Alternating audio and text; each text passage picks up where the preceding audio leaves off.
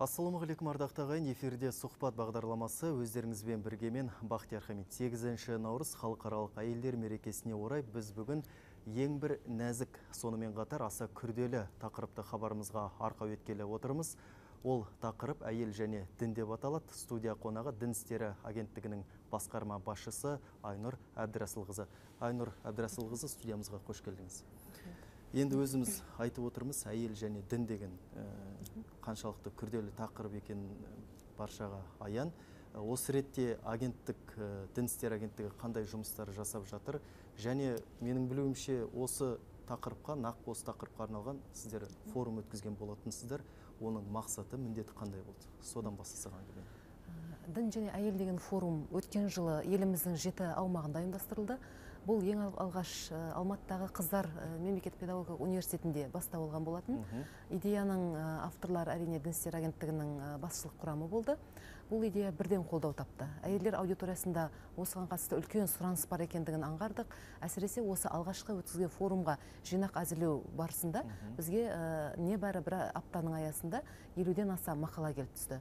Демек, осы тақырыпқа қоғамның бұған дейін де сұранысы бар екен, бұған дейін де зерттеп зерделеп жүргенін, осы аядағы үлкен бір басқосуларды қажет етіп тұрғандығын біз аңғардық. Одан кейін өз-өзінен сұраныстар көбейді. Көп ұзамай Алматыдан кейін Атырау қаласында, Көкшетауда, одан кейін Павлодарда, Қызылорда, Шымкент, Астана қалаларында 7 бірдей өңірде дін және әйел форумы жалғасын тапты. Республикалық форум ретінде өткізілді. Басты мақсатымыз дін және әйел, діндегі әйелдердің орны қандай? Кейбіреулер пайымдап жүргендей, дін әйелдердің құқығын тек шектеуші ғана ма? Жоқ, әлде әйелдерге құқық беруші ме? Қазіргі зайырлы қоғам көзқарас тұрғысынан алғанда, дін және әйел деген мәселесін қай қырынан қалай түсінуге болады. Сонымен қатар, жалпы әйел және руханият деген мәселеге мән беріп, рухани құндылықтарды қалыптастыру мен дамытудағы әйел ананың орны қандай, бүгінгі қоғамда ол қаншалықты көзге түсіп мүмкіндіктер беруде деген тақырыптарды ашық талқылауға шығардық. Бұл форум аясында осы саланың білікті мамандары, одан тыс көптеген теологтар, дінтанушылар, сонымен қатар Қазақстан мұсылмандар діни басқармасының өкіл имамдары, ғалымдар, тіпті студенттер қауымының өкілдері, мемлекеттік қызметкерлер, басқа да көп саланың қызметкерлері қатысты.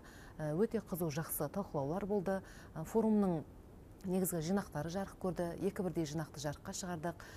Өзінің үлкен жемісін беріп, осы форумдардың аясында қыз жібек клубтары құрылды. Ең басты нәтижемізде осы қыз жібек клубтарының құрылуы деп айта аламыз. Түсінікті, осы клуб жайында тарқатып айтып бере аласыз ба? Ол қандай мақсат жүктеліп отыр ол клубтарға? Сол туралы. Бұл клубтың да алғаш бастау алуы біз атап өткен Қыздар мемлекеттік педагогикалық университетінен бастау алды, Алматыдағы дәстүрлі университет. Бұл қара шаңырақта, қазақ қыздарының қара шаңырағында бұрыннан қыз жібек атты клуб жұмыс істеген екен. Осы форумның аясында сол клубтың жұмысы кеңейтіліп, үлкен дәрежеде тұсаукесер өткізілді. Қыз жібек операсынан клуб мүшелері қойылым көрсетті. Ең басты, ең қызу жұмыс осы клубтың аясында атқарыла бастады. Қыздар өздеріне арнайы портал ашты. Қазір ол жерде қазақ қыздарының сұхбат алаңын ұйымдастырды. Клубтың арнайы тұжырымдамасын әзірледі, арнайы бөлмесін жабдықтады. Қызым саған айтам деген атпен жинақтар шығаруды қолға алды. Және көптеген игі шараларды өткізіп жатыр. Өзіміздің бәрімізге белгілі олимпиада чемпионы Майя Манезаны қазақ салтпен ұзатып салуда, сол қыздардың идеясы болатын, бір жақсы дүниеге асқан идея болды.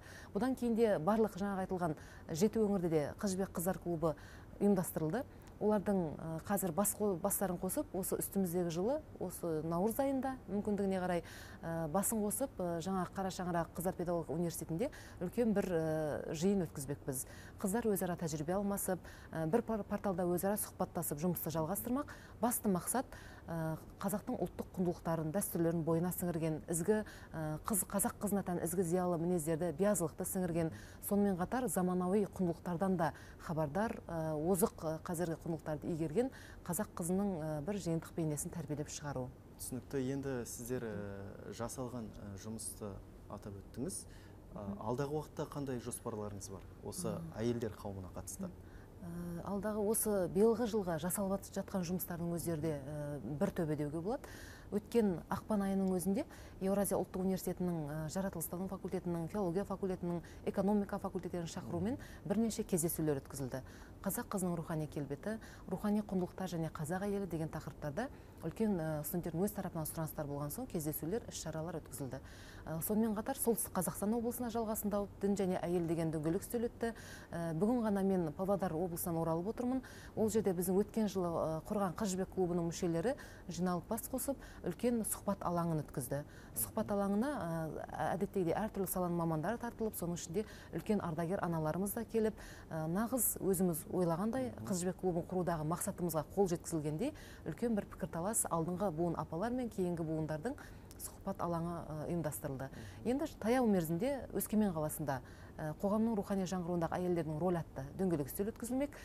Одан кейін осы Астана қаласы Хазірет Сұлтан мешітінде әйелдер жамағатының ұйымдастыруымен үлкен бір шара қолға алынбақ. Оған біздің агенттіктің басқа да мемлекеттік мекемелердің қызметкерлері барып қатысып, ол жерде бір сұхбат алаңын құрмақпыз. Сол секілді жыл соңына дейін көптеген аймақтарда осы тектес шараларды жүйелі түрде жүзеге асырмақпыз. Жалпы агенттіктің ендігі жоспарында әйелдер бақыты өз алдына жеке бір сала ретінде қарастырылатын болады. Енді сіз айтып отырсыз қазақ қызының рухани келбеті деп. Сол қазақ қызының бүгінгі рухани келбеті сізге қалай көрінеді?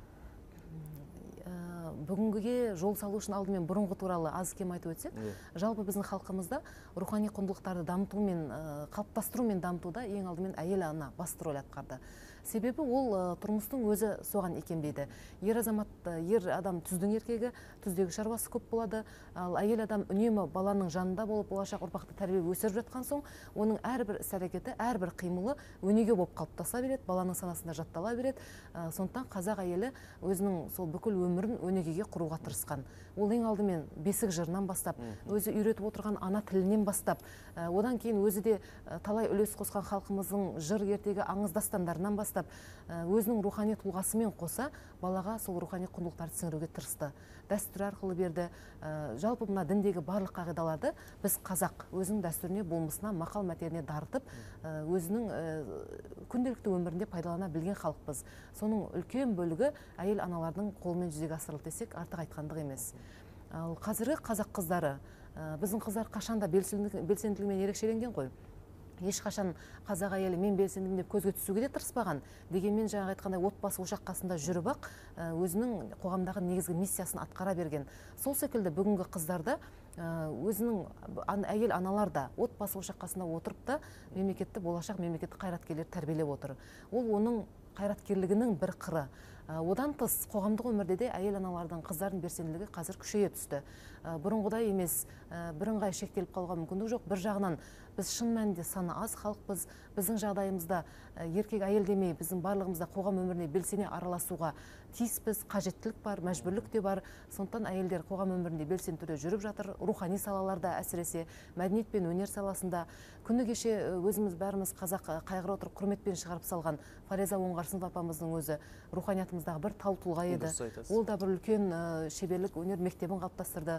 Сол секілді қазірде мемлекеттік қызметте жүрген аналарымызды қарасақ та, немесе парламент депутаттары болып отырған аналарымыз қарайық, әрқайсысы қазаққа бір тұлға болып отыр. Өнерде қаншама әйел аналарымыз бар, тіпті санасақ санын айтып тауыса алмаймыз. Поэзияда мысалға қыздардың саны қашанда басым. Поэзия арқылы ізгілікке тәрбиелеп отыр ұрпақты. Ал енді орта мектептегі педагогикадағы әйелдердің үлесіне баға жетпейді. Қазір 75%-ын педагогиканың орта мектепте де педагогтардың әйелдер құрайды. Сондықтан әйелдер бұрынғыдан да қазір рухани келбеті болмысы тереңдей түсті деуге негіз бар. Рас, қазіргі көптеген қайшылықты мәселелер, қоғамдағы сан алуан экономикалық құбылыстар, руханиятқа баса мән беруге мүмкіндік бермейтін де жағдайлар бар. Осының бәрін әйел аналар өзінің жеке тұлғасының есебінен, жеке жанашырлығының есебінен жұмыстан тыс көптеген міндеттерді өзіне алуымен, қоғамның әрбір мүшесіне аналық көзбен қарауымен толтырып отыр деп айта аламыз. Енді өзіңіз айтып отырсыз, әйел адам ол отбасының ұйытқысы деп. Осыны бүгінгі қыз келіншектеріміз қалай түсінуде?